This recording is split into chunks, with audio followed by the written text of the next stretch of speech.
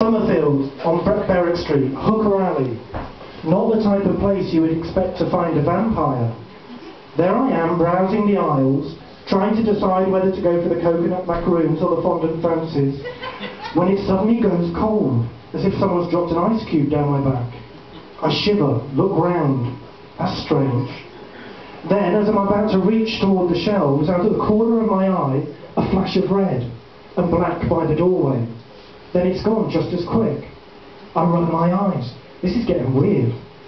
So I reach toward the shelves again, and as I do, I see a tall, black, top hat glide past the aisles. I watch, fascinated, as it flows first past one aisle, then another, getting closer and closer, like a shark fin slicing through water. Then it stops abruptly on the aisle in front. Only one person would wear a hat as tall as this. Sebastian. Sebastian Horsley, artist, writer and failed suicide, lives behind the shop. Mayor Street, number 7. The house with a sign on the door that reads, "This is not a brothel, no prostitutes live here." They just go there. Always in black, the suit, the shirt, the swept-back dyed hair, tall, very tall and pale, a deathly pallor, like a faded junkie rock star in Undertaker drag. Only once have I ever seen him in daylight. I'll never forget. It was the early morning back in January of last year. I was opening the door to the shop and I suddenly felt a whoosh and a smell of old mothballs. And as I looked round, I caught a glimpse of a black apparition flying past, the feet barely skimming the pavement, the face set, stern, pushing through the crowd as if trying to get back to his coffin before daybreak, shielding his face from the sun. Over the months that followed, I heard strange stories about this tall, dark figure. His name cropped up again and again on the street. A rumour here, a dark secret there. It was all very Salem's Lot. How he'd become infamous after subjecting himself to a crucifixion in the Philippines, refusing painkillers as he was nailed to the cross, painting pictures of what he'd been through, and how he'd once owned a brothel and shagged more than 1,000 prostitutes. So whenever I catch sight of Sebastian, it's like an event. And I rush to the window and pretend to polish the already clean windows and watch wide-eyed as he whisked unsuspecting hookers back to his lair. And now he's here. I peep round the corner again. Sure enough, there he is, scanning the shelves, muttering to himself, all decked out in a long black velvet evening suit, crimson waistcoat, and big tall platform boots. The devil doesn't wear Prada. What should I do? Speak to him. He's bound to see me if I say here. I peer round again, take a deep breath, clear my throat. Sebastian.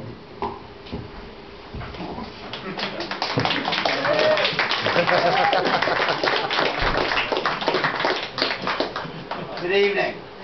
I know you all want to fuck with me, but you're going to have to wait 5 minutes until the reading's finished. Is that alright? Good. So Sebastian. Clayton, by the skimmed milk. What a pleasure. How are you, Sebastian? I haven't seen you since, My book launch. Yes, the book that launched 1,000 shits. Yes, I really enjoyed it. I thought the reviews were really amazing. Well, not all, darling. Not quite all. He corrects, shaking his hand. I wasn't supposed to read that bit, but who cares? I received a pink pounding from the faggot whore newspaper called QX. It's odd the fags having a pop, isn't it? You would have thought us minorities would have stuck together. Actually, my darling, I feel I'm doing them quite a service, riddled with self-loathing, well-grounded.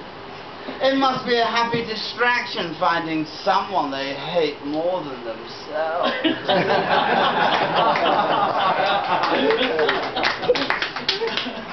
I'm getting an erection. I'm tapping it with my hand when a finger would have done.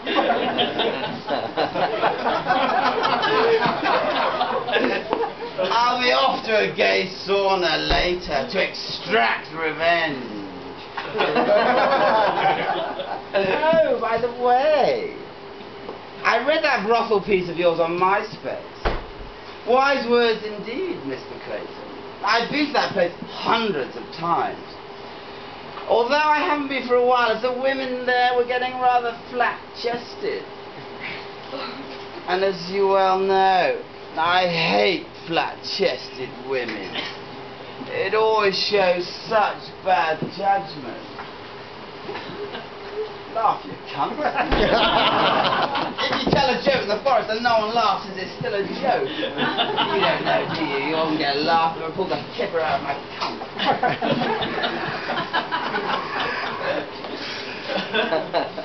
Your turn. I have one further tip to add to your brothel etiquette, although I fear it is unique to me. Would you like to hear what it is? Yes, of course. He stammers. It's funny how the word lisp has got an S in it, isn't it? When I'm done, I always walk down the stairs half undressed. Then I pause in front of the doorway at the Groucho, and I slowly pull down my flies. Would you like to see the cock of a great man? Yes. You've seen it before, you whore. I do think that the most important thing is to be whatever we are, without shame. Do you agree? Yes, I do, yeah. I thought perhaps you would. He says, smiling, taking a step closer. I've completely lost my place. It doesn't matter, does it? Where are we?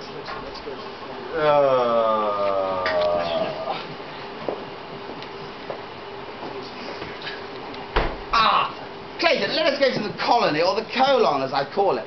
When I return from Ireland, I am off to do some promotion. Appropriate, really. Ireland is a country full of genius with absolutely no talent. Until then, my dear. And then in a blink of an eye, he's gone. I'm staying.